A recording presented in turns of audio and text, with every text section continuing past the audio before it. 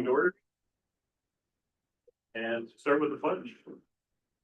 I pledge allegiance to the flag of the United States of America, and to the republic for which it stands, one nation, under God, indivisible, with liberty and justice for all.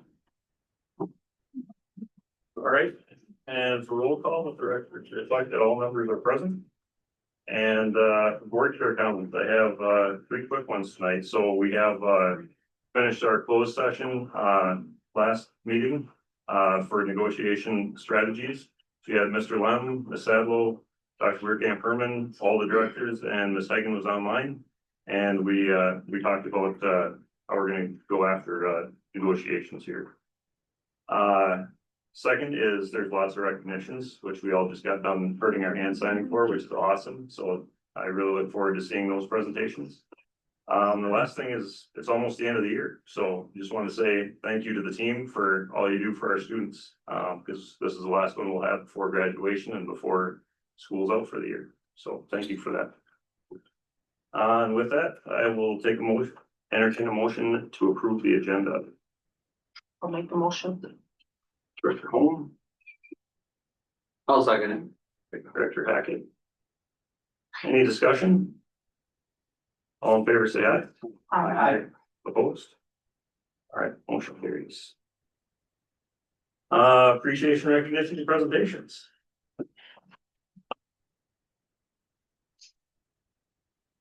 PTO board, why don't you come on up? Chair Hofstad, members of the board, Superintendent Dr. Weirkamp Herman, Tony Newman, elementary principal. We are going to start. Chat.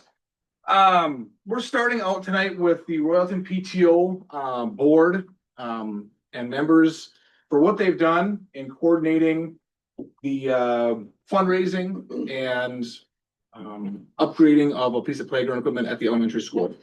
The piece of playground equipment that is out there is kind of the last of its kind. The wooden structure that's out there just is becoming obsolete. The slide that was there was broken and needed to be removed. So Tony Duval and crew put up a gate to stop from that hole from being there. So its function has decreased over time. There's wasps in there, there's slivers, all sorts of things. And when I came in at the beginning of last year, one of the first things was, what do you need? What do you see your needs are? We're here to help support. And the thing that we landed on together was replacing that piece of equipment with something a little more functional, some a little more this century. So what they did is they coordinated a ton of efforts into not only the annual field day that they do, but expanding that into using meat raffles to the clothing drive, which has been a huge undertaking to not only get donations, but set up at various times throughout the year. They still have a ton left in storage, but they've sold a lot as well. And you know, you go up to that booth that they had at Platte River Day. Well, how much? How much for this? How much for this? Whatever you think, right? And it's in good condition, and people are very generous. So in a very, very short amount of time, they have met their goal, and they continue to serve our elementary students. So congratulations to them.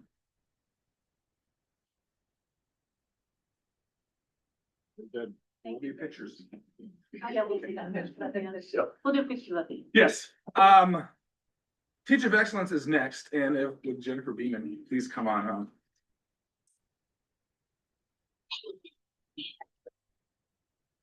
This past Wednesday, May 7th, we brought teachers, and you'll hear Pillars of Excellence come up as well, and recognizing teachers and what they've done for our kids in our school. And this year, Jennifer Beeman was a recipient of our Teacher of Excellence Award for the elementary school.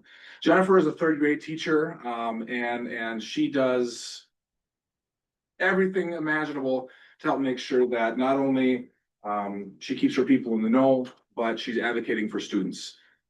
She's a self-starter. She takes on more than you would think that a teacher should take on. She's active in leadership, and she just exemplifies what it means to be a Royalton elementary teacher. So congratulations to her.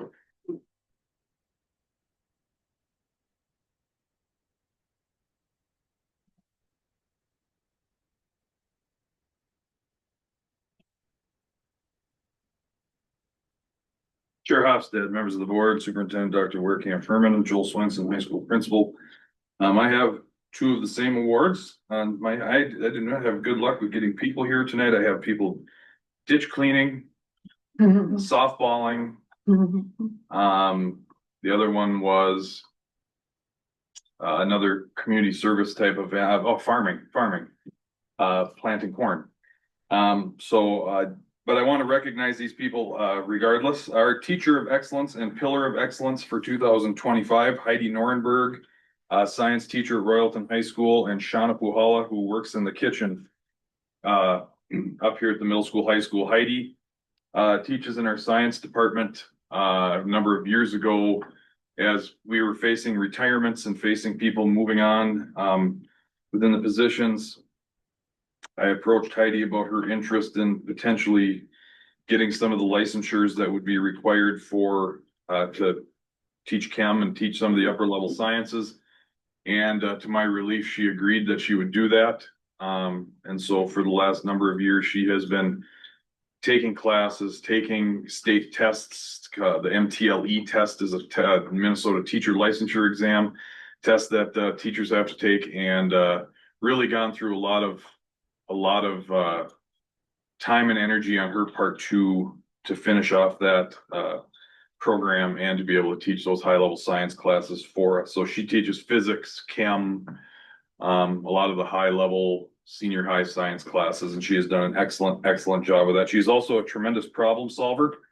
Whenever we are master scheduling in the winter, we always have Heidi at the table. She is really good at seeing the little nooks and crannies of the schedule that might go unnoticed by other people.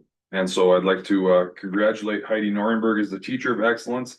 Shauna works in the kitchen. You might have seen some posts on the school social media pages this year with at Christmas time, the kids having a candy cane and every kid had their name written on it. And in recognition of that, I had a time at the one day during the year where they made cupcakes for every student in the building. And had them all decorated for the kids. And Shauna was a leader of that and has really taken our kitchen crew and been a leader in that kitchen crew of developing some really strong relationships with our students. I really enjoy going in there and seeing how they have built those connections and work with the kids. And she has definitely been a huge part of that. So I'd like to congratulate those two.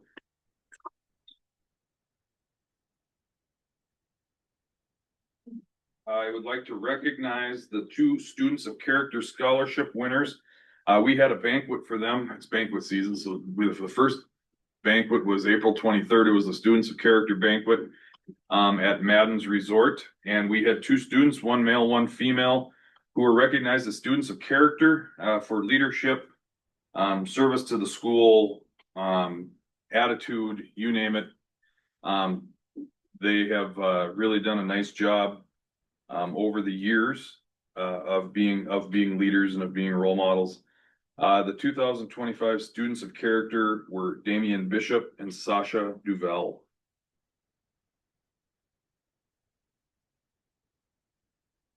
And then the last three Students of the Month, voted on by teacher, nominated and voted upon by teachers for any number of positive traits of a student: high academic achievement, leadership, involvement in school activities, mentorship of younger students. And so these students were recognized. The April Student of the Month, actually let's do the March Student of the Month, is Marissa Soland. The April Student of the Month is Sasha Duvel. And the 2025 May Student of the Month is Nolan Garretts. Congratulations to them.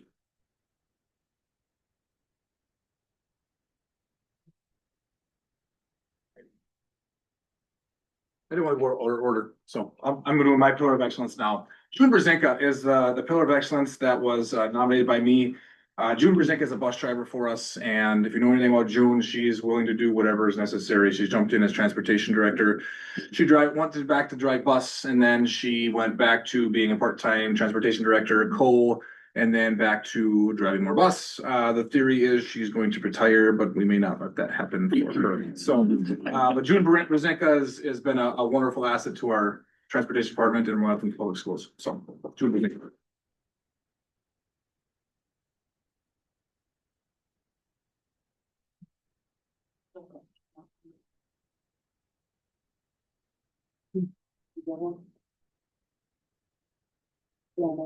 Thank you. We'll pass that one by. Keep going.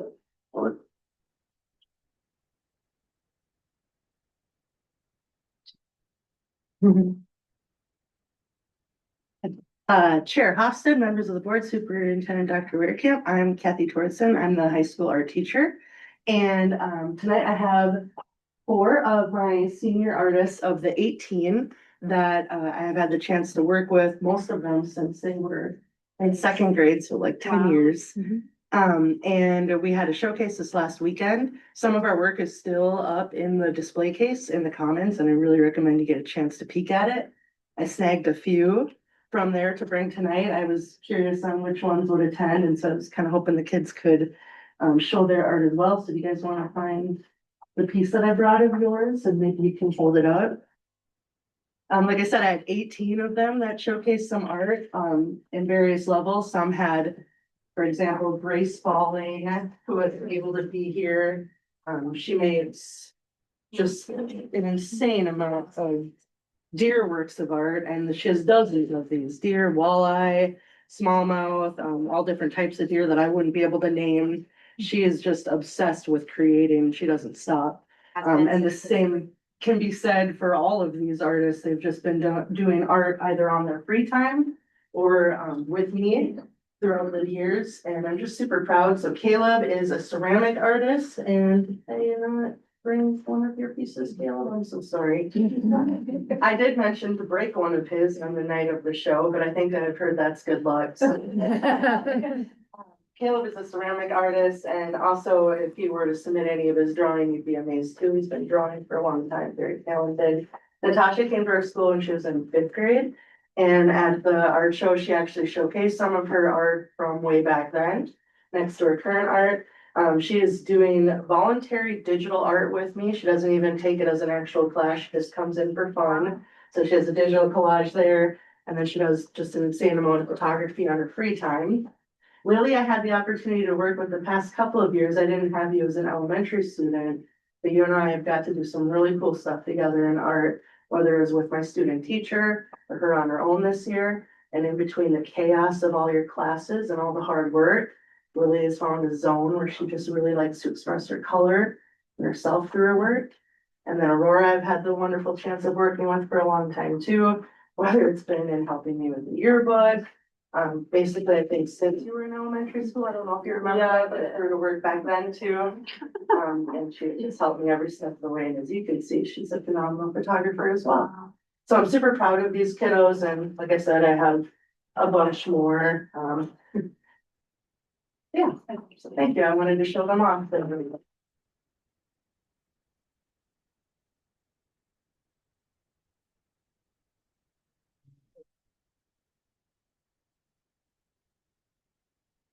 Yep.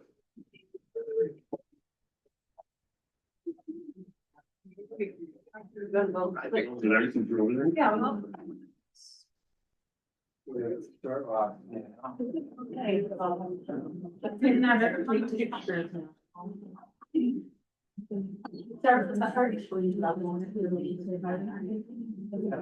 should we have the art students come? Oh, sure, yeah. Just don't if it's maybe, I don't know if you want to put your art. You'll wanna come into, yeah, it'd be great if they had. Oh, yeah. Am I in the way? Everyone can take a look, because it's possible. Would you rather us show our artwork or the secret? Our art's got it. Yeah, well. Can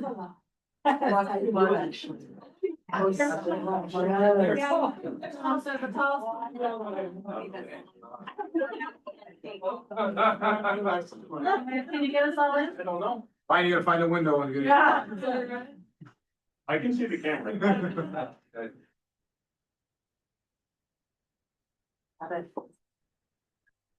Thank you. Thank you, everyone. Thank you. We have, you two. This.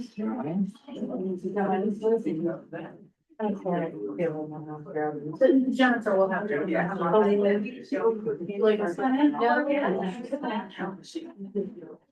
You won't know that. And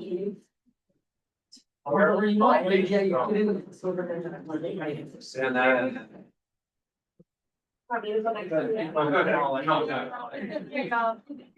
You're there you go. Absolutely. I was excited. I'm not gonna vote. Jennifer. My voice. Hi. Fun fact, yeah, like.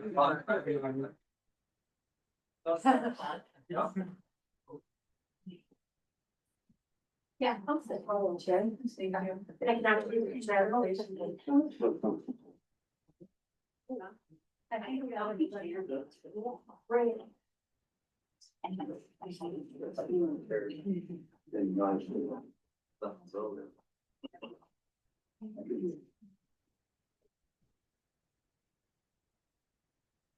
Right, next is recognition of citizens for info purposes. Have any sheets? All right, next we'll go to board committee reports. So we'll start with, finance. Start with finance. Yeah, per my notes, we met on April 23rd. We reviewed the preliminary budget for FY 26, which we'll go through tonight. And, we're holding strong at 925 students enrolled for March. That's awesome. Thank you. Policy. I can talk about policy. So we have just a couple that are going for approval tonight. The uniform grant guidance policy, we are keeping it second reading so Heidi can look at it. And then the student medication and the forms that go with that, we're gonna wait until the nurses have another chance to look at it. And then we'll take those, make sure that that's what we do and what we need to do, so. That's about it for policy.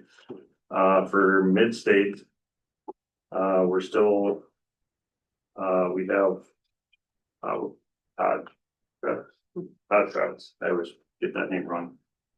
So he's coming in to talk to us about, and give a presentation this next meeting, which is Wednesday this week, on what it would mean for the districts to bring Little Falls in, or not, and what that would mean for that. So that's really the big thing going on there.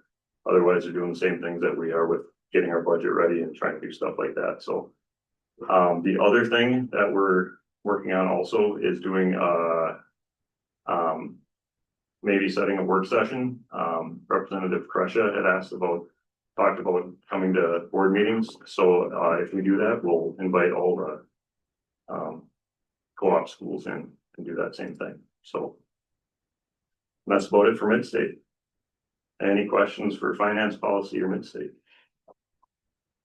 All right. Superintendent report. Yeah, so I just got an email today that we have been approved for the ABSIS funding for the first time we've applied. So very excited, however, we don't know how much we will get. That's coming at a later time. They had a record number of applicants this year, so we don't know how much we will get. We did ask for $163,000. This would offset some current district staffing. However, you'd get about 65% of your ask, so that'd be about $106,000. I don't know if they'll fund it all because of the number of applicants that they have, but we were successful, so that's wonderful. That'll be the first time we've received those funds. We would actually expense the money in FY 26 and you would receive it in FY 27 to offset that expense. It's a year rate. Legislatively, yes, How many times have we applied for that? this first time. For the first Yeah, yeah. So, most districts I've worked with, all the districts I've worked at have applied all the time, so I'm not sure why we have it here, but. Legislatively, just a quick update, that's very, very likely there'll be a special session and they will not complete their work on May 19th. it is very unclear as to what will happen. We do know we'll get the 2.7% on the formula. That is a known. Everything else is still unknown. Earlier in the session, I was more confident about unemployment and compensatory funding being at the held harmless or covering the unemployment. I'm not sure anymore if that's gonna go. The three branches are really far from each other, so we just don't know where that will end. But we're still obligated to pass a budget in June, so if they go into a government shutdown, usually we're the ones that are considered a must-have, and so they'll keep our funding going, but it'll be very unknown. So we'll see how that goes. Strategic planning, the committee met and we have recommendations for taking some of the action steps off and adding others. And so I will be bringing that forward at the June meeting for all of you to approve. And then also we have, through that work with the committee, come up with a data dashboard. And Caitlin was so good at putting that together. So it's going to look at what activities we offer, how many students enroll in those, participate in those activities, and it's going to be a two-part based on feedback from the committee. One will sit on the home of the athletic page and the other will sit on our front page. And so we're kind of working through that. So that came out of that work. So that will be showcasing at the June meeting. And the Elizabeth M. Springfield donation, as you know, we received a large sum of money, over $100,000. And that committee has met and a couple of times and we got it flushed out for the time being. So $52,500 will be given to as scholarships. So there will be $1,000 annual band scholarship and $1,000 annual choir scholarship. So that those funds will get used each year offering out that scholarship. Those funds will sit in a finance account where we'll earn interest. So hopefully we'll have a little bit longer time that we have funds available for the scholarship. And then so far, what the team committee agreed to was to buy a grand piano for the choir room. So that was $14,000. We're buying chairs for the band. And that's about $17,000 with shipping, a little over that. Stands for the band as well at $2,800, microphone system for the choir room and instruments, bell sets for the elementary, and then a portable sound system and Bluetooth microphones for the elementary. So that left that other $52,500 set aside for those purchases leaves us with $12,428. So that'll sit in the account and the committee can come back together next year or down the road to determine what else we might want to use those remaining funds for. We're not required to spend it all immediately. And this is kind of where the committee landed at this point. So that's very exciting. And that's all I have. Can I answer any questions? All right. Business manager report.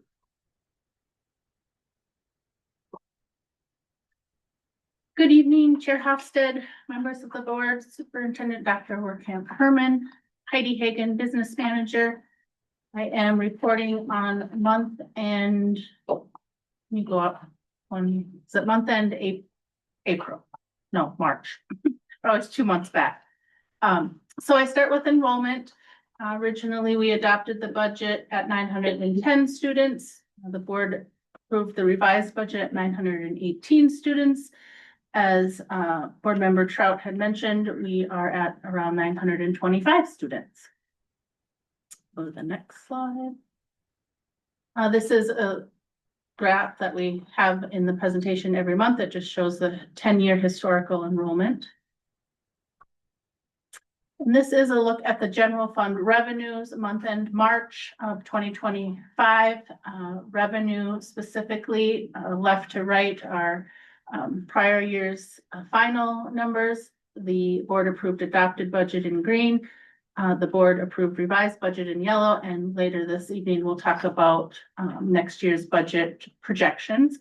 Overall, based on the revised budget for general fund revenue, we are slightly ahead of the percentage at 66.6%, and that equates to local revenue exceeding the current budget due to an increase in donations.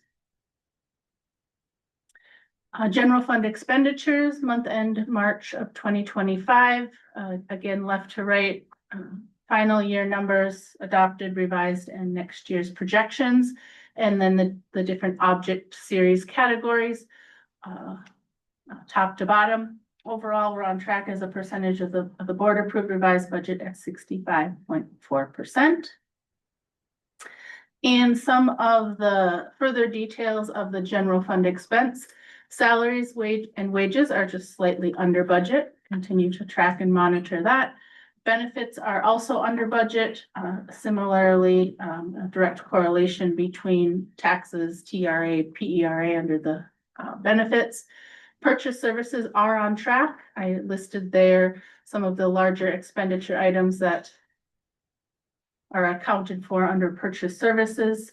Supplies are also on track with the budget, as is capital.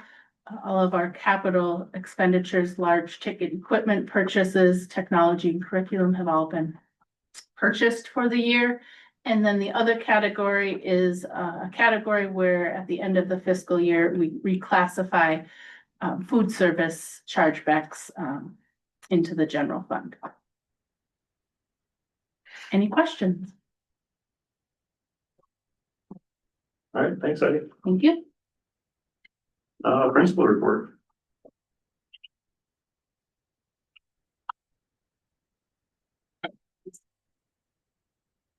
Chair Hofstad, members of the board, Superintendent Dr. Werkamp Herman, Joel Swenson, high school, middle school principal. Three very quick things. Board members should have received their grad information in email last week. Everyone get it? Okay. If you have any questions between now and Friday the 30th, please let me know. We have our 2025 Spring Pops Choir concert this Wednesday night, 6 p.m. in the cafetorium. I would say this one is different than any of the other concerts during the year. I think I didn't really know what Rickrolled meant, but I think there is a Rickrolling that's going to happen on Wednesday night, which is a Rick Astley song. And I guess it's a meme on the internet or something. And they sing pop stuff. They sing popular music. They have some small ensembles and they're not singing concert choir type of music. They're singing kind of more popular stuff, almost like kind of like a glee club type of concert. It was really fun. There are a lot of kids that I cannot believe they're up there singing. And so they did just really have done a really nice job with it. Really good concert, fun. One of my favorite events of the year. And then Sunday, we have our senior class trip. The weekend before, 94 and sunny. Forecast for Sunday, 53 and a wind from the north at 10 miles an hour. So that's a cool time and a fun time to be on the lake. But we have been there when it's rained. We've been there when it's been cold and windy, and the kids have had a great time no matter what. They have great indoor facilities and plenty of opportunities to be together and enjoy that going into their last final weeks of high school. So we will have the senior class trip, leaves 8 o'clock Sunday morning, and they'll be back before the end of the school day on Monday. So any questions? So if you want to get Rickrolled, check it out Wednesday. Thanks, Joe.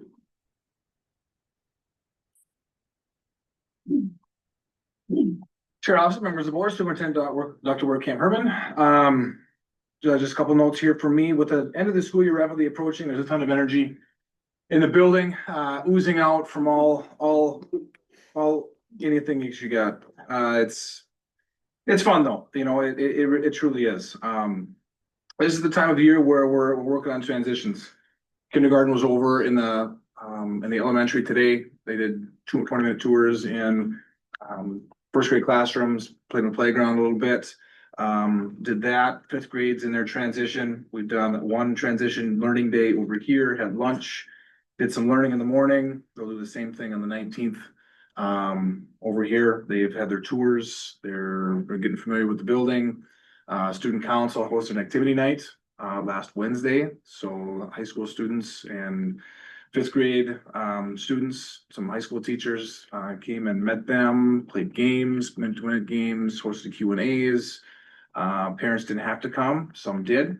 But that's again, doing stuff to make that transition easier. We've already done locks with them. A lot of them are on their lockers.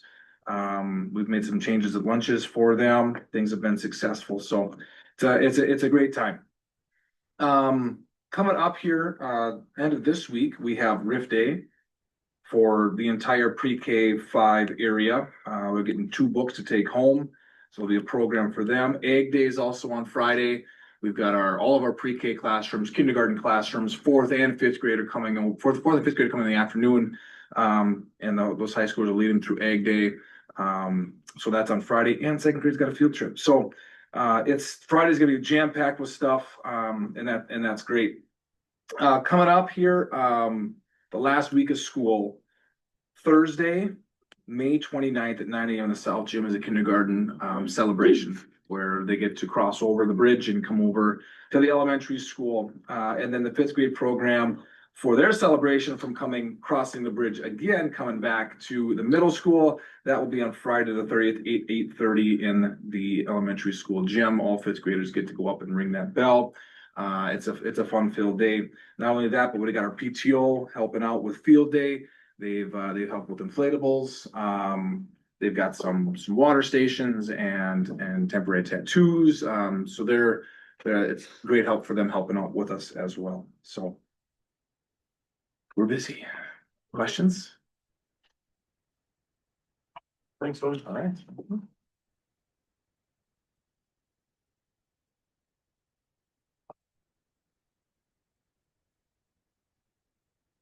Chair Hofstad, members of the board, Superintendent Dr. Bergkamp Herman, Kaylin Arnzen, Activities Director. Spring sports are coming close to the end. Next week, we start playoffs for softball and track, and the following week will be baseball, and golf is the week after that. So we are definitely getting down to the end of it. I do like to report on some fundraising that has happened from December of 2024 to April of this year. Softball put on a junior high softball tournament and ran concessions. They got roughly $688.02 between the concessions and the entry fees for the tournament. Baseball also did a similar one for junior high baseball. They raised $1,230, which will actually help get money to buy a new home plate for the JV field. Home plate tarp, sorry.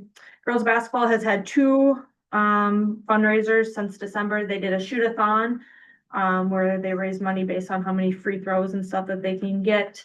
That was $1,351.50. And then they also sold conference champion shirts.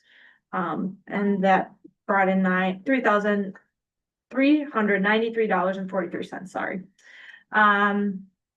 The National Honor Society puts on a blood drive. So they did one in October and again in March. They don't necessarily get money, but I know the Red Cross then I think provides a scholarship with them with doing that. The Spanish trips sold water softener, salt, and coffee. And that's to offset the participation costs for those going to the Spain trip.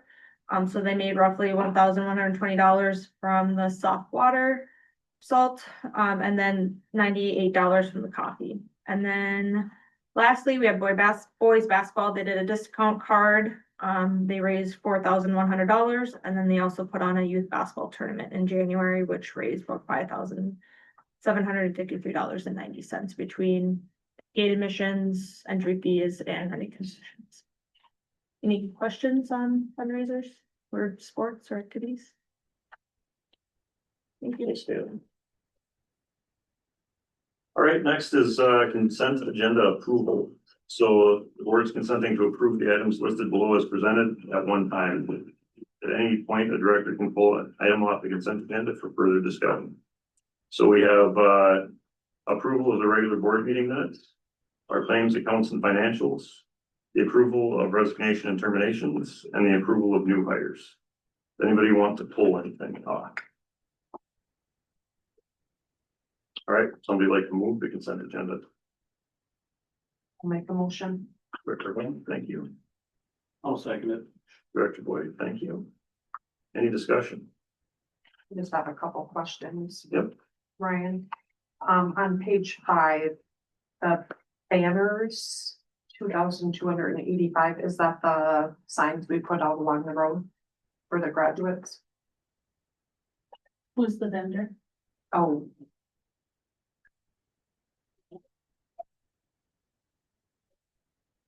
I thought those were paid for by. Yeah. Red Pay Badge. for those. I think Red Badge pays for those. Or what's the code number, not. I just wrote it. Oh, If it's the banners, it might be the banners for that the RBI. RBI sell, so when people purchase the advertisements, maybe get revenue from them, but then if they're new people and then update it, they buy a new banner, so it off, like, it ends up offsetting, but that's through the RBI. Okay. Which is my guess. Okay, and after Heidi's stuff with that, I just have one other question. page 5. Yeah. Everything signs.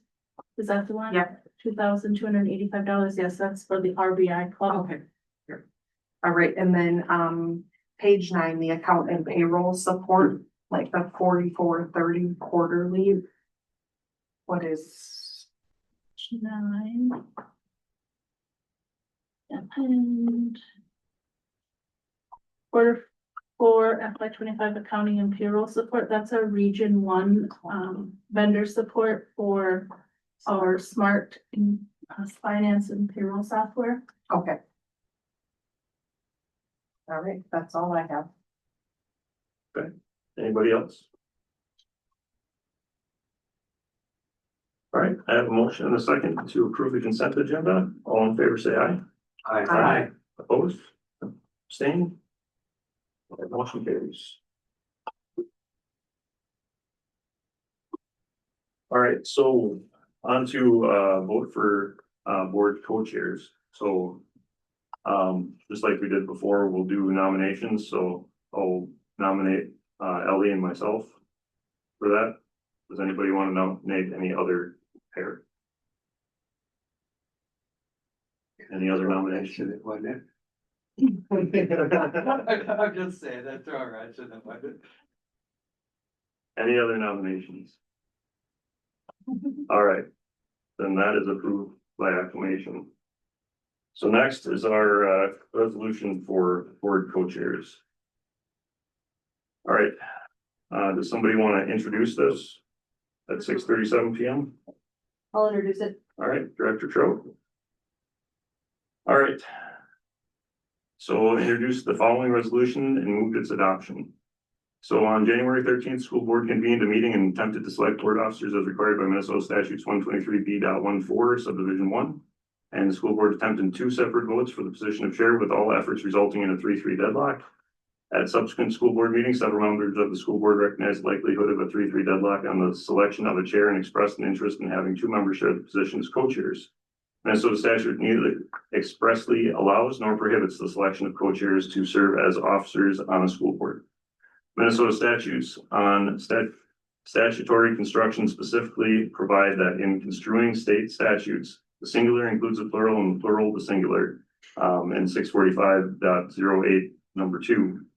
And despite an impasse on the selection of a chair, the school board has expressed a commitment to working in a collaborative manner where the will of the majority on matters before it are acted upon, and the voices of the minority are heard. Therefore, be it resolved that the school board of Independent School District 485 of Royalton, state of Minnesota hereby agrees and states the following: Director Holm and Hofstad serve as co-chairs until January 5th, 2026, until the board has an intervening election for the offices of chair and vice chair of the board.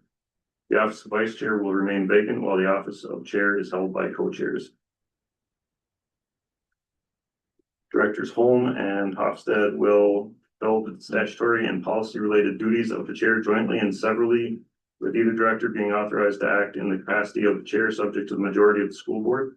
Upon approval of an agreement, contract, or other document by a majority of the school board, a duly called meeting, either director may execute said agreement, contract, or other document on behalf of the district.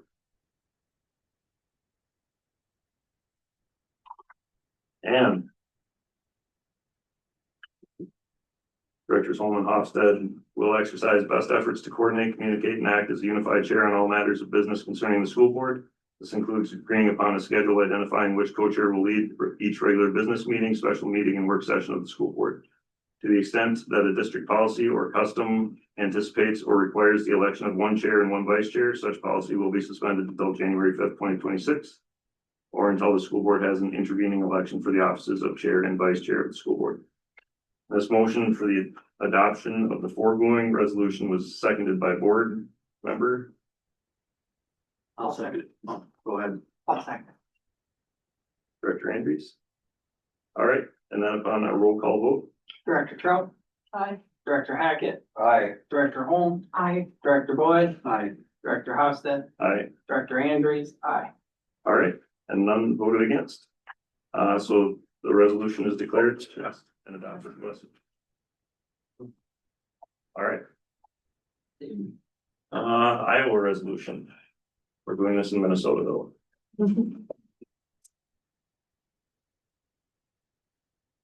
That's both of these, right? Both of these are part of that same one, No, just the one. Just the, this one. yeah. Okay. All right. Do I need to read this? It's, you can just say that I'm the one that they're giving up. All right, so the Education Identity and Access Management Board Resolution for Royalton Public Schools 0485-01 will have Dr. Christine Werkamp Herman act as the Iowa. Somebody want to make that motion? I'll move it. Director Hackett, thank you. I can second that. Any discussion? I have a question on that, Yep. just in general. For all documents that we have dictated the superintendent's name on it, if we were to be, in a situation where we don't have someone in that role, what would those documents defer to? Yeah, so right now on this one, I'll just explain what this is, because this is kind of weird. This allows me to give different staff people rights to get information to and from NBE. Heidi is listed as the proxy Iowa, so if I got in a car accident, was incapacitated, she could actually give out those accesses and give that information and be that proxy for that. Sure, okay. Yeah. Any other discussion?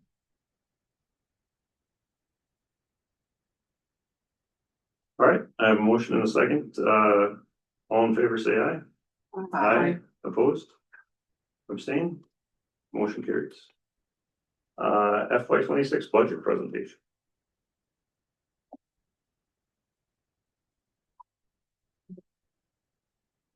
Good evening, Chair Hofstad, members of the board, Dr. Christine Werkamp Herman, Heidi Hagen, Business Manager. I'm back up here to present the preliminary budget update for next fiscal year, which begin July 1st of 2025. The first important concept of setting a budget is to determine what enrollment will be for next school year.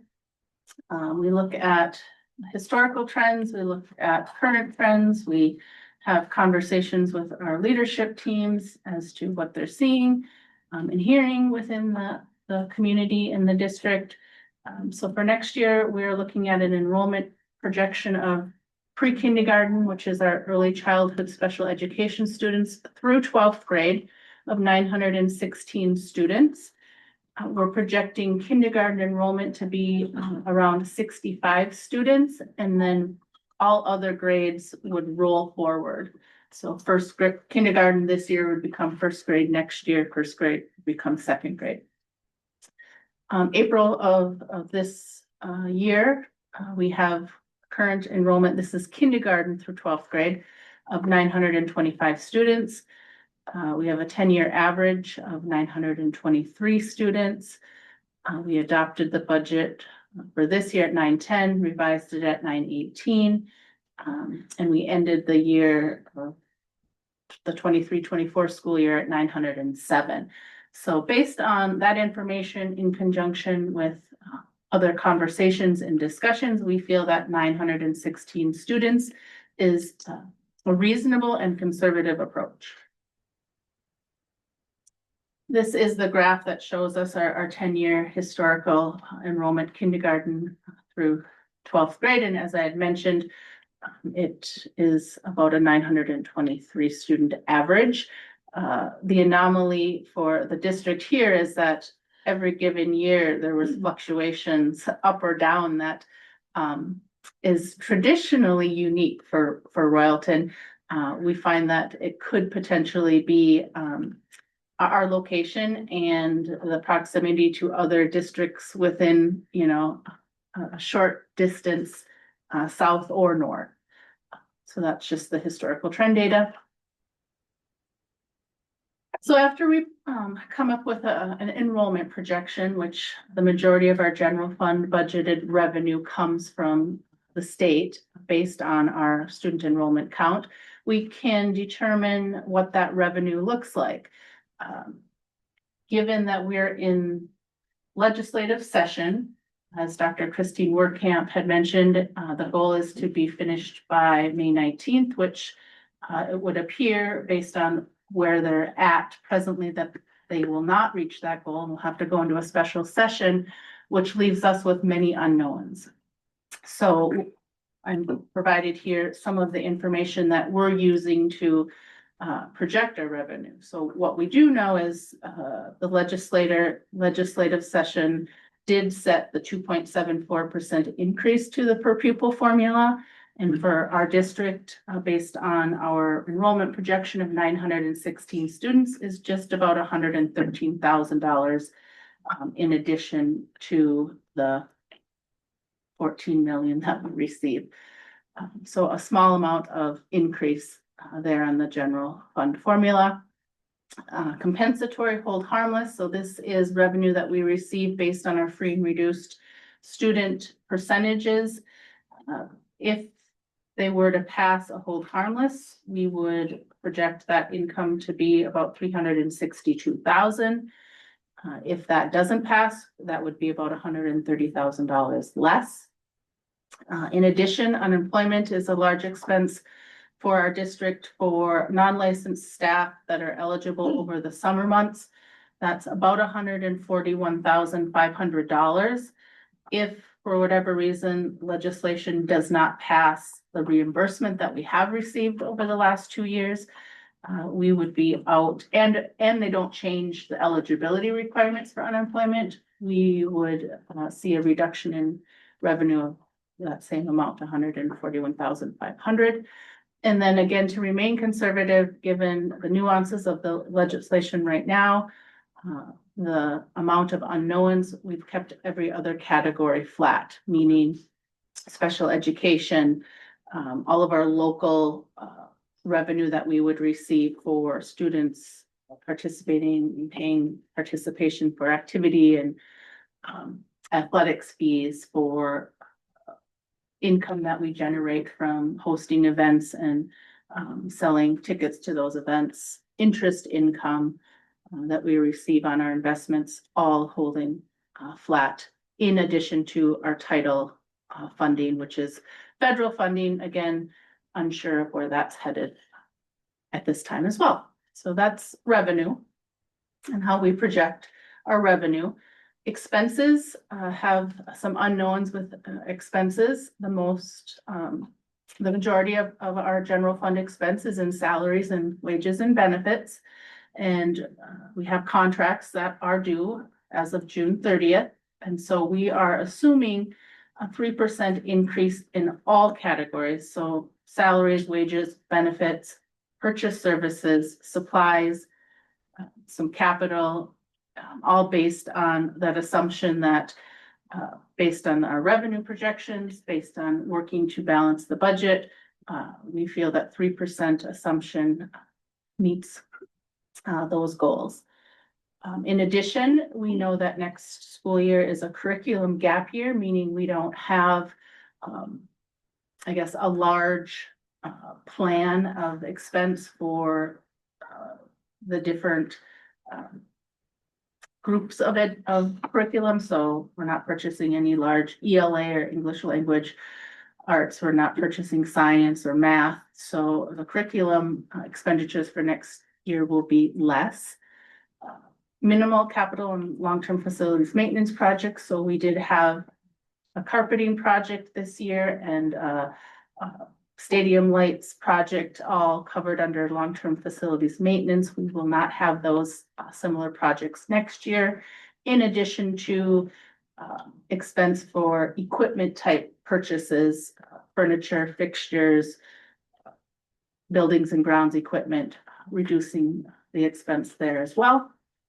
And we continue to update our staffing based on what we know at this time, current retirements, resignations, staff that are being hired to either fill or replace those positions or leaving those positions vacant depending on needs. And so that is also included in our expense projections. And overall, based on that information, we're projecting that revenue will exceed expense by about $100,000, which results in an unassigned fund balance of about 16.5%, or just over $2 million, which is an increase from this year's budget of 15.8% or $1.9 million. And we have a board policy range of 14 to 20% with the goal of increasing that unassigned fund balance every year. Can I start? This also has $100,000 set aside in LTFM. Remember, we talked about that roof 10 years from now, so we would end up with 200,000 sitting there. Plus, remember, there's assigned fund balance for the roof for 100,000 sitting there. So getting us closer to that goal. This is a look at the numbers based on the projections I just shared. So general fund revenue is looking to be about $12,349,000. Again, that's based on a 916 student enrollment count and the knowns of what the legislature has passed so far. And then expenditures on the general fund side, $12,249,000, which taking that less our revenue projected is just over $100,000 of revenue exceeding expense. And then we have other funds that are also required to have a budget set by the end of June. That's food service, community education, and debt service. So looking here at the revenue side of food service, community education, and debt service, projecting conservative across all funds. So food service, we're projecting just under 816,000 in revenue, which does include free meals, one breakfast and one lunch for all students. That's a reimbursement both from the federal and then the state supplementing that. So we have not heard of any changes of the state's supplementing of that at this time. It's based on historical trends and current trends in the food service program year to date, and that results in just under 816,000 in revenue.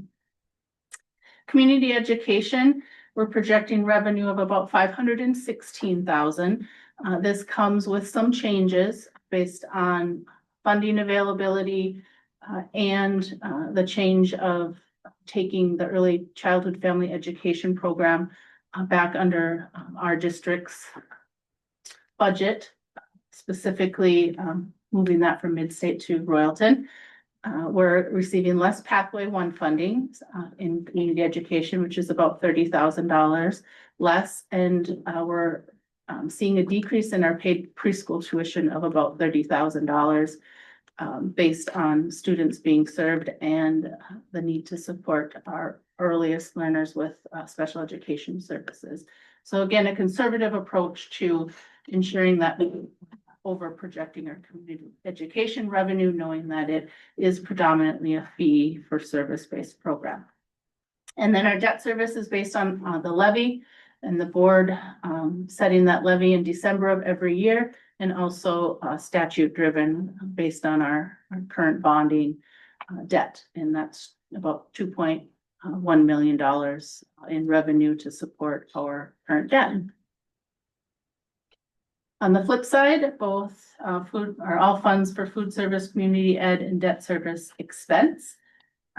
All of the expenses for food service and community ed are based on year-to-date trends and updates as we know today. And then debt service is based on bonded debt payments as scheduled, which just over 802,000 in expense for food service, about $493,000 in community education, and then just under $2 million in debt service payments. Then the results of all of that, you can go to the next page. Food service would would have a projection of about a 31% fund balance or 253,000. That is up slightly from this year's projections. Community education would see an increase in their fund balance of just under 410,000, an increase from this year's projection as well. And debt service would see an increase in its fund balance of about 638,000, an increase from this year as well, based on our bond refundings and decreasing the cost of our bonded debt.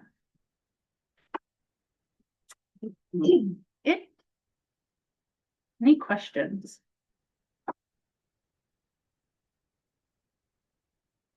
So we continue to monitor the legislation sessions. At this point, I think for this district, our biggest unknowns and potential impacts would be compensatory.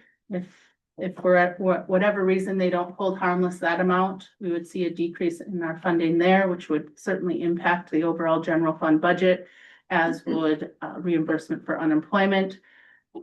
At this point, as Dr. Werkamp Herman had mentioned, Governor, House, and Senate are not close in any of the education components of this session, and so we wait and see. I do have one question that I thought of.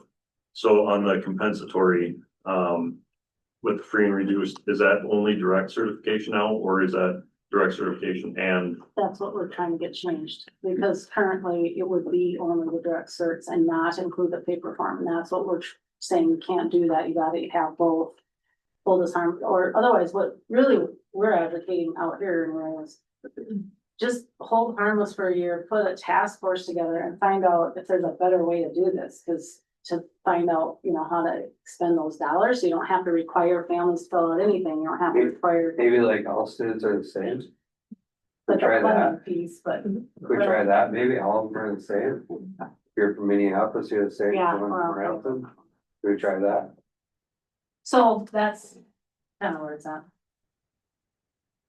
Yeah, but correct.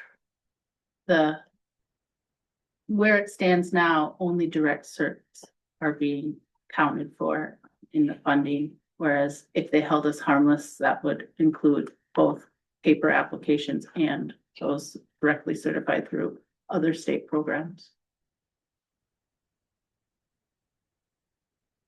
Right. Exciting.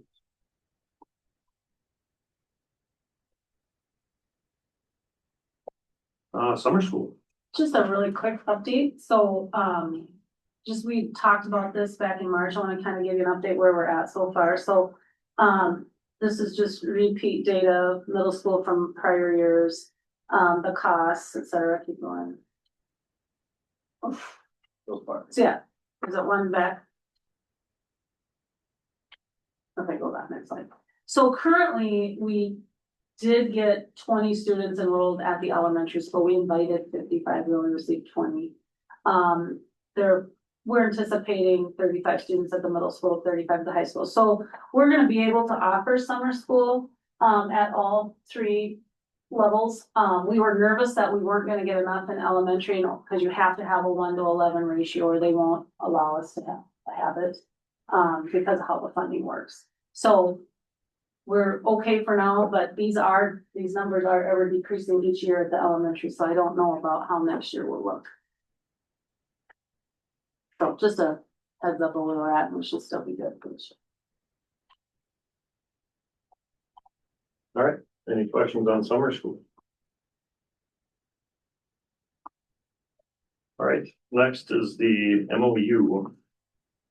Alright, so, With adding our ECFD teachers to, right, so to they, the contract. yeah, they will be coming, as part of our staff now versus mid-state staff offering this, and so this is what all of our districts are doing in our mid-state member districts, are having them sign, MOUs until we get the negotiations done where that language will get put into the contract then for these teachers. And the teachers union is signed up. All right, does anybody want to move that? I can, Director Trevor, thank you. Awesome. Second, Director Andrews. Any other discussion? Has the union's leadership affected this? yep, they signed. Yeah. Yep. Yep. It's more a formality than anything, Just making sure. yeah. All right, I have a motion and a second. All in favor, say aye. Aye. Opposed? Abstained? Motion carries. Next is, revisiting the SRO discussion. So do we want to schedule work session to look at this? I think we do. We do.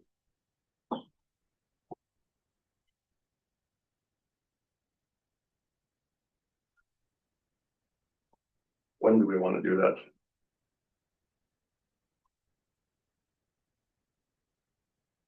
First week in June?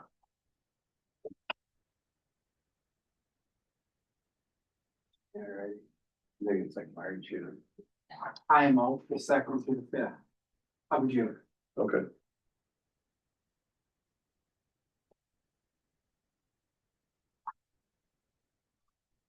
And I am out, from then through the 22nd.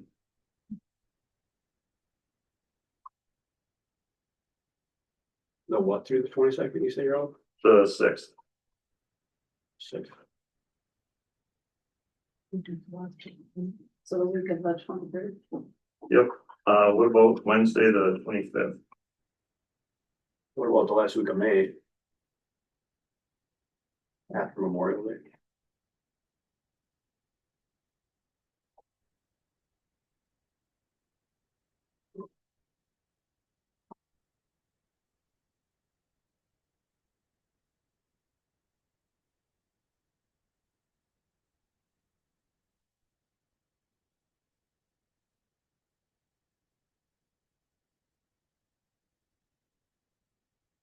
I'll make it work, whatever. Nobody said anything that I can't do everything. Like Tuesday, Wednesday, or Thursday? I was like Wednesday or Thursday, Tuesday I have a meeting. Yeah, we Wednesday. Understand. I'll just stay away from Wednesdays. So you usually got something going on that day. Yeah, that's fine. Thursday, the 29th, does that work? At 6 P.M. Works for me. 6 P.M. You betcha. Okay.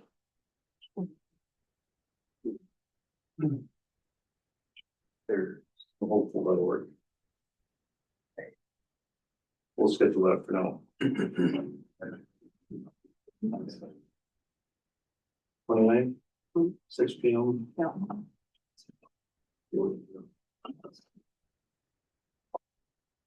At 6 P.M. Yep. So what do we want to, is there anybody we want to invite? Or are there topics that we want to discuss and find somebody to discuss those? Like last time, I did reach out to St. Cloud. I can reach out to them again, SRO program. And have them come in, kind of give the same presentation he gave last time, bring in their new members. I think they have a wealth of knowledge in St. Cloud because they've used it a long time. And they know the benefits of it. Pretty confident that he'll come out again. I can reach out to him and talk to him. But I think he's passionate about it and he believes that it helps out, you know, any school district of any size, so I think he would come out and talk again. Other board members were here, I don't know what you thought about him, but he's good, he talks a lot, so it's gonna be a late night, but he answers every question very easily, you know, he's got a lot to say about it. We could bring in SROs from other areas. I think Jason McDonald would be really good to have speak, because he's put together an SRO program before. Being he's the police chief in Royalton, he would obviously be working hand in hand with the school district. I don't know if anybody else has any ideas. Is there anybody in a school that's more like ours than St. Cloud, that's more metro based? It's like smaller school. Yep. Just something that's more equal than, you So know, I think that's where Jason could speak to Foley.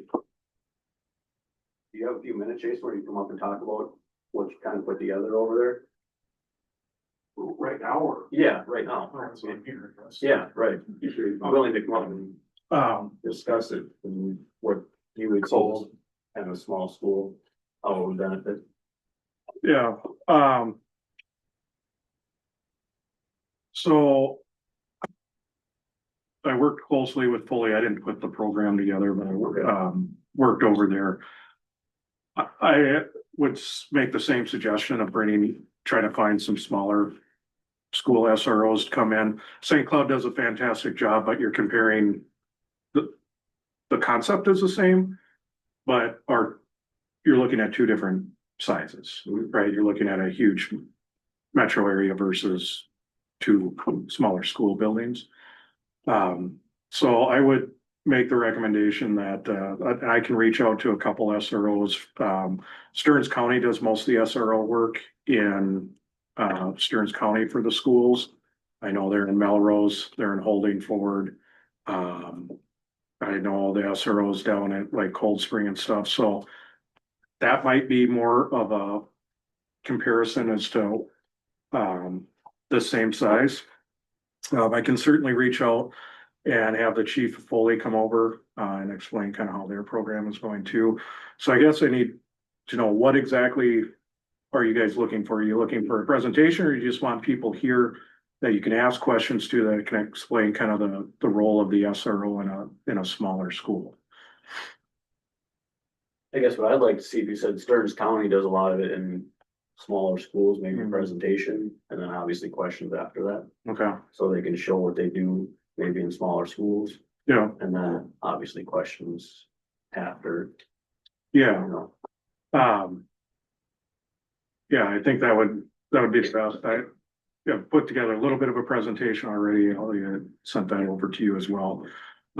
Just as to what I envision it, kind of looking at what some of the pros and cons are. And we've discussed this a couple of times already, so I'm glad we're still discussing it, because I'm very supportive of it. It's something I really want to see the school go towards. I mean, you look at our numbers, 925, I mean, you have a small city within the city here that I think investment in our kids' future by having good role models, safety, security, and some education on anti-drug, anti-bullying, the stuff I'm getting calls from parents on, would be beneficial for the school district.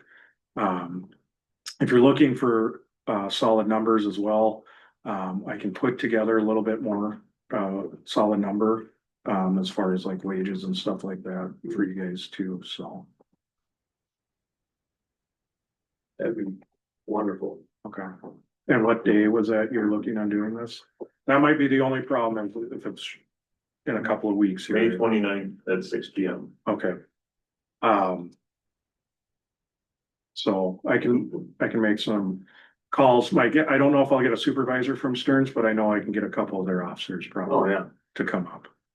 I think we're thinking end of June, otherwise, like, if we reach out to some of these people and they're like, that's obviously a holiday week and it's coming up pretty quick. Can we move it? I think we could maybe. Yeah. At the end of, I would, and we can get started if. Yeah. In May. I mean, this isn't an easy thing to just say, hey, we're gonna go ahead and do it. So there's gonna be just some discussion, from everyone as to how you envision it. Cause it's gonna be my department and you guys working together to come to something that, meets your needs and vision and what I know we can offer you as law enforcement in that capacity. So, but I can certainly do my best to get at least a couple of guys here and, yeah, Kleinfelter does a fantastic presentation, but it is St. Cloud based. That's his experience. That's, you know, where his whole law enforcement career has been. So maybe getting some other outside perspective and whatnot, or just have some other resources to ask, hey, what's it look like with holding for Melrose, you know, those school sizes that are more in line with kind of our school size. So.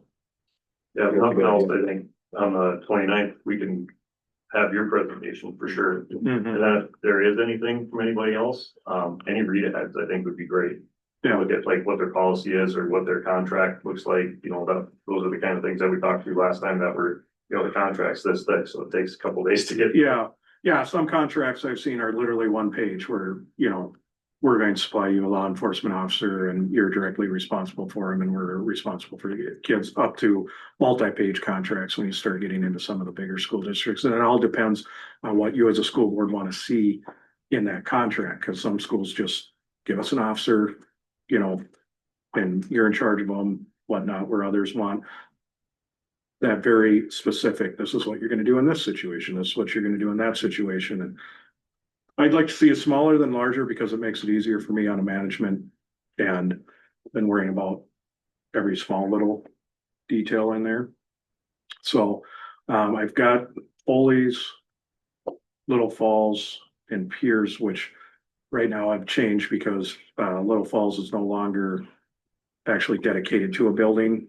They just have an officer that's dedicated to take all calls and provide education and stuff at school. And Piers has kind of flopped back and forth between him being in. We pulled all SROs, as you're aware, last year when the state law on use of force changed. So their contract has changed a little bit too, whereas in Foley, we changed the contract there to the officer is not agent of the school, is an agent of the off or agent of the PD and was there in a different capacity. So again, just change the language a little bit to get by that use of force thing. So now that the state has come back on that, it's much easier to proceed forward again with a school resource officer without that worry on my part of the use of force, because that became my responsibility then. So, but yes, whatever, and I think most of you have my telephone number, my email. Reach out to me if there's something specific you want me to bring to you as far as information. Let me know and I'll get that information to you. And I will try to find some contracts like what Stearns County is using for some of those schools, just so you have some examples of kind of what they're doing. But it's kind of unique, whereas like Melrose has a police department, but they have Stearns County as providing their school resource. And that usually comes down to the staffing issues and stuff, budget issues, but. When you do find that out, can you make sure the admin team knows so we can pull like student numbers and different things like that for those same schools? Okay, yeah. Yeah, and a lot of that, I probably can get a lot of that information too, but what information I'll share it with you so you guys can get apple to apple kind of comparisons. So.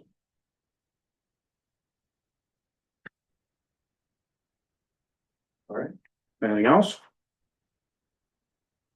All right. Well, thank you, and I look forward to continuing this, and I'll get you as much information as I can. That's all. Thanks, Jason. All right, thank you.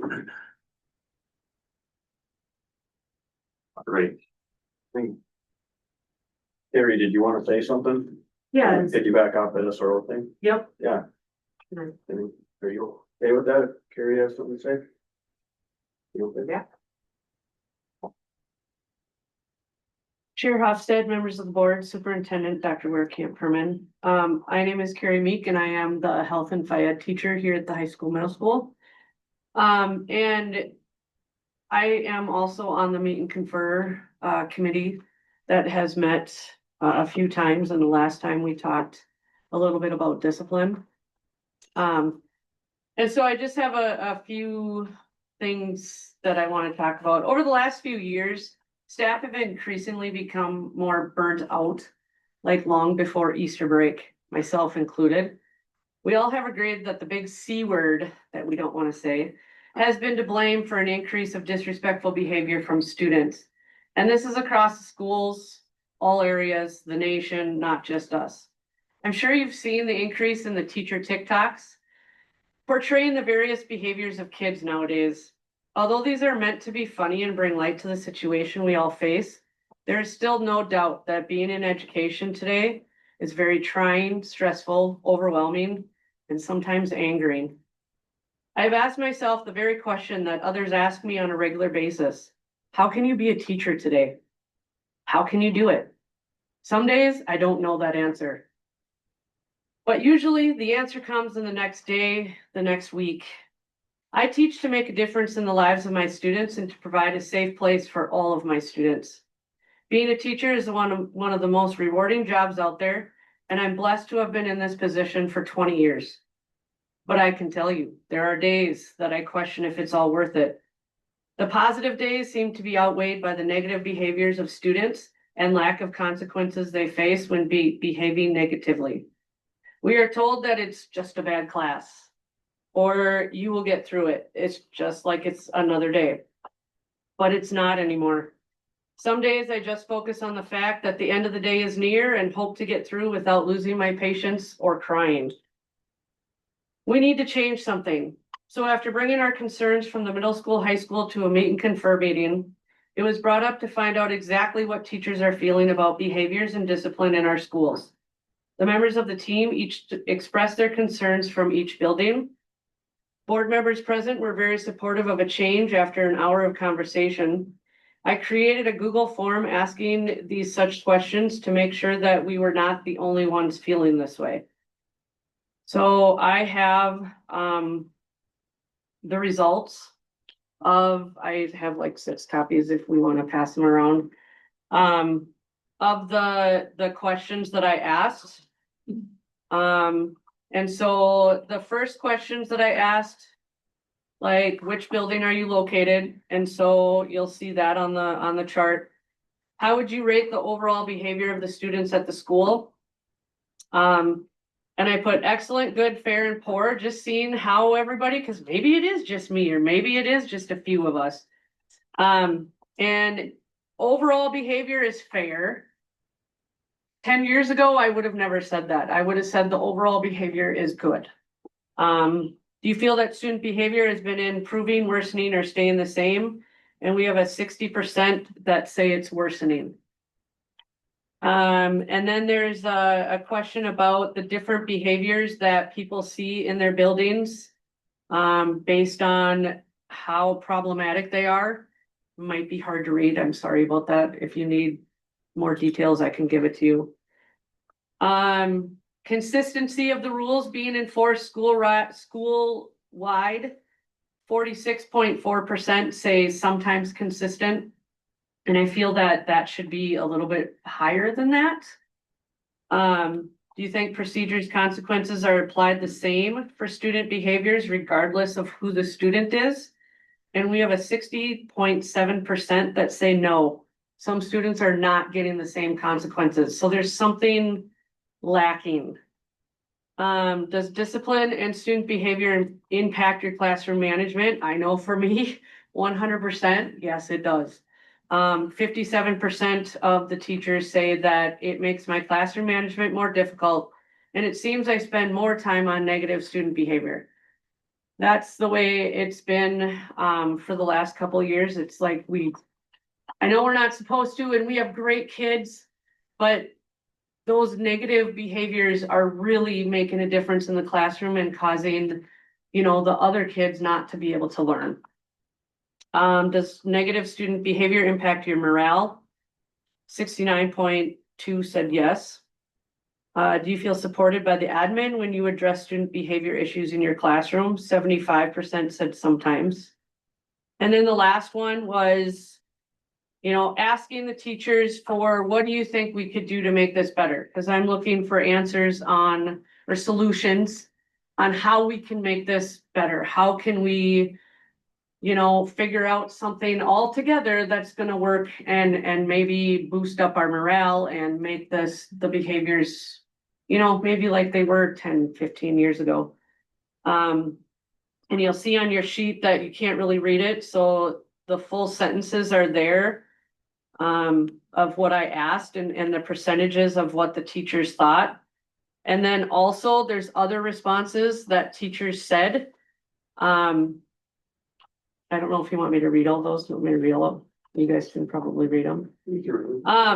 Just talking about, what they want to see in the consistency in how we can help. So that was a little bit about that questionnaire. And then, we talked about the school resource officer. I also did a questionnaire on that as well. And the question was not, do you want a resource officer? It was, would you be in favor of looking into having a resource officer after learning about everything that a resource officer does? We had some views that teachers thought that it was just like a cop in the building and they will deal with, all of the crime stuff, and it's definitely not that way.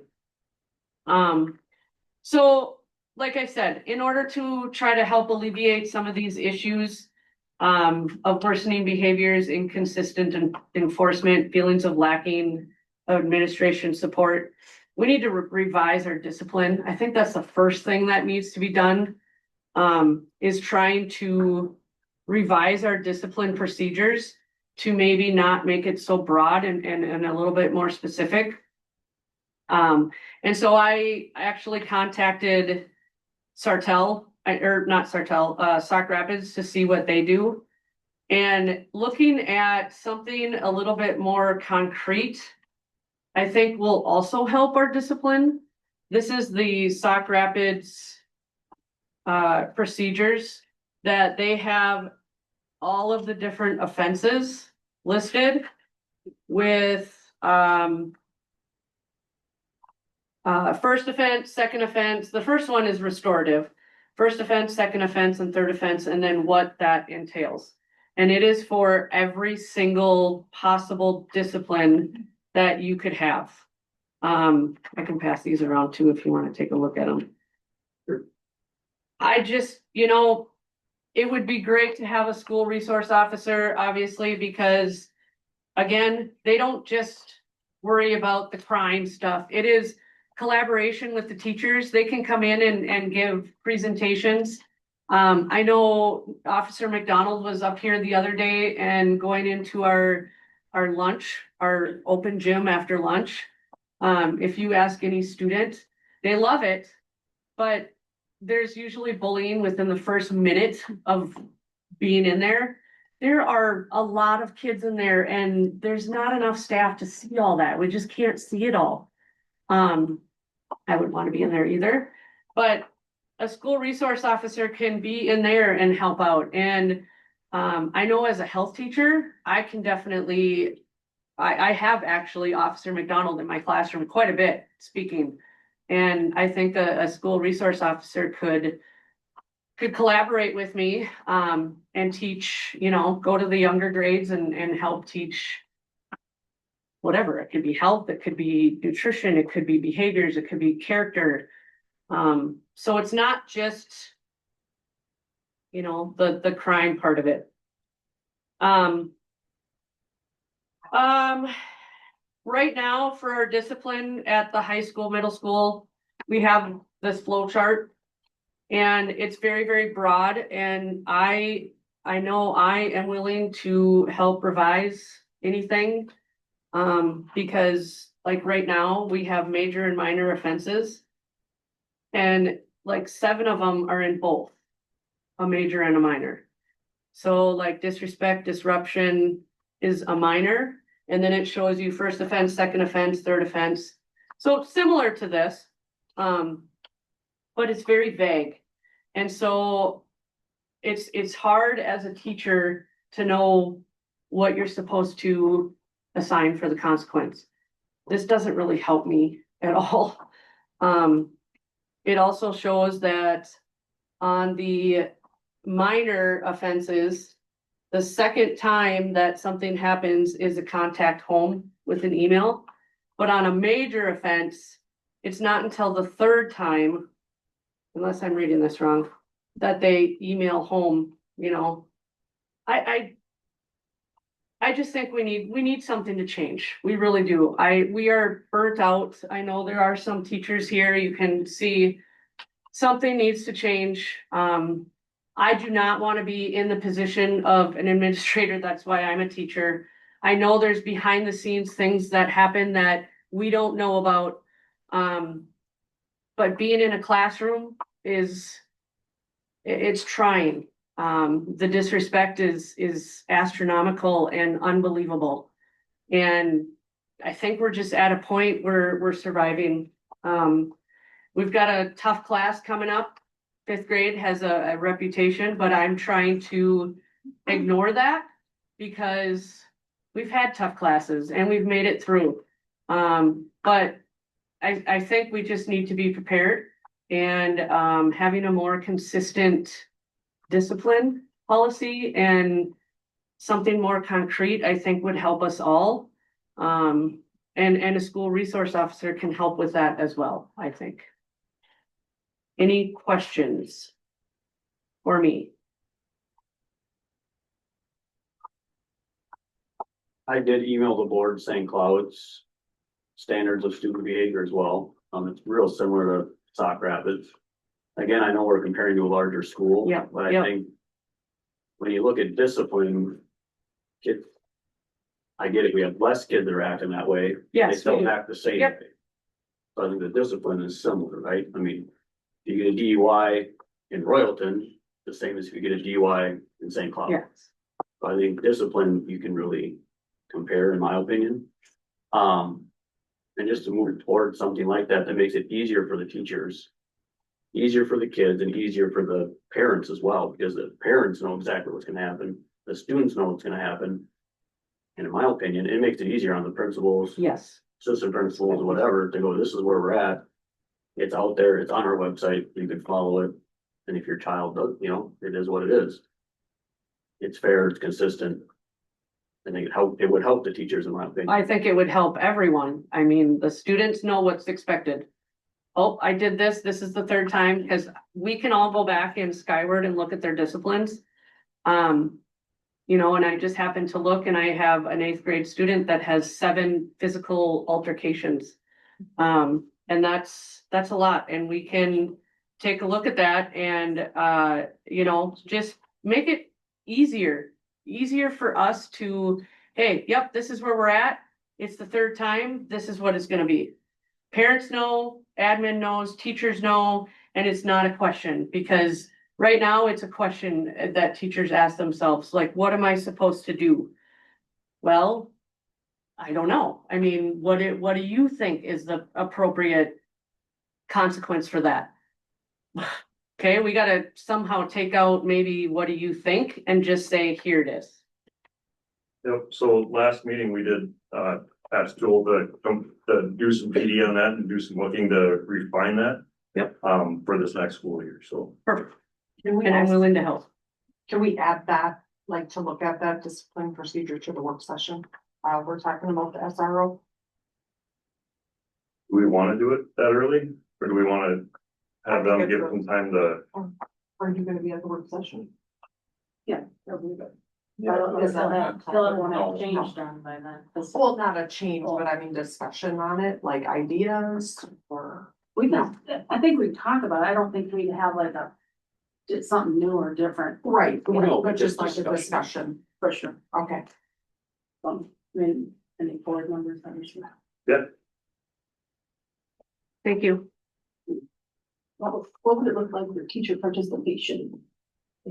Collectively, or just being part of a work session, or without the meet and confer, and then we just glean the information from there, or I don't know what the most streamlined way of hearing all voices, essentially. That's what I'm interested in.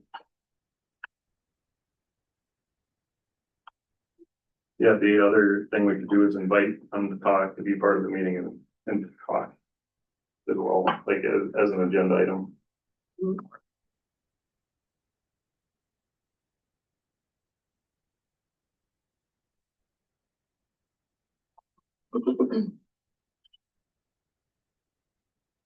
I appreciate the work you did. Thank you. It's very helpful. Thank you.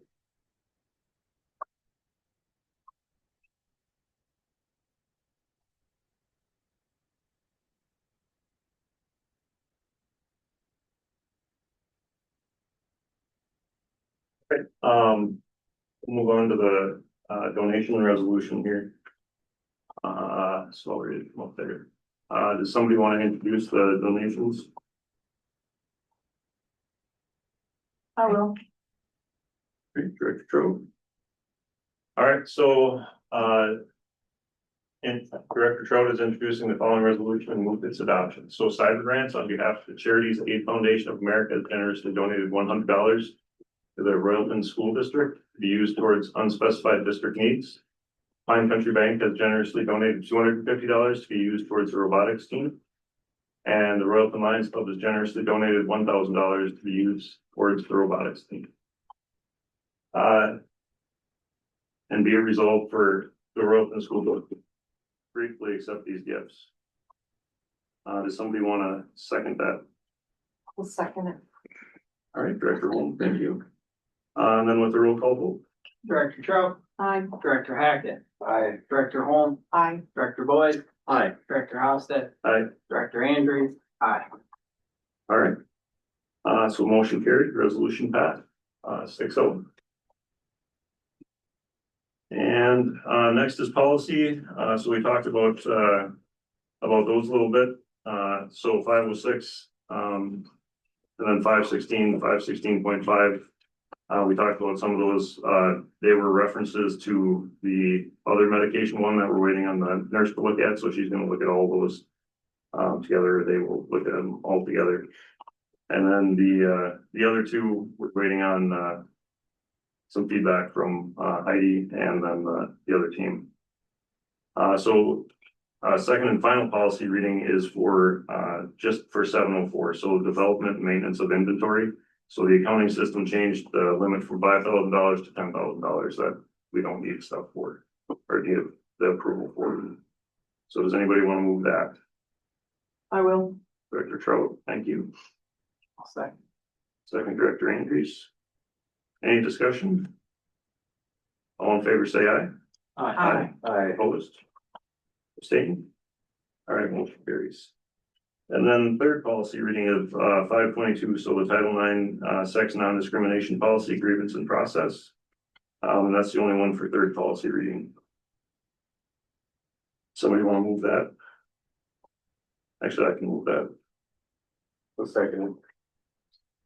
Director Hackett. Any discussion on that one? All in favor, say aye. Aye. Opposed? Abstained? All right, motion carries. All right, upcoming meeting schedule. So this is inaccurate on your sheets. Yeah, I like to adjourn until August. No. Oh, I like that, I'll second that. I would recommend strongly not to do that. However, there is on the calendar policy and finance for June 25th at the regular times. I believe it's noon and 2. So if everybody's still good with those dates. The month we do take off for policy though generally, or we did last year was July. So that's a possibility. That is also true. July, yeah. We have finance in May though too, right? Yes, yes, you're right. What date is that? We switched them. It's the third and the fourth. Like, it's the one. So next, it's the 28th of May. Finance Committee is May 28th, and then policy is May 21st, so I apologize, all of these should have been on here. So policy is May 21st, normal time, 2 o'clock, and May 28th, finance at noon. Is everybody still good with those? Okay. we want to do agenda setting on the 21st then? At 3? I have a district leadership team meeting then. Did we do it at 1 before policy, or is that too early? 21st. I'm gone that week, sorry. That week, that's okay, because that doesn't I work. mean, unless you wanna email me, I'll find you. I think it's, maybe could we do the week of the 26th? Cause that gives us 2 weeks before. Sometime that time. Well, we can figure that out. We'll figure it out. We'll email. Yeah. Well, and then May 29th. Yeah, May 29th is the work session.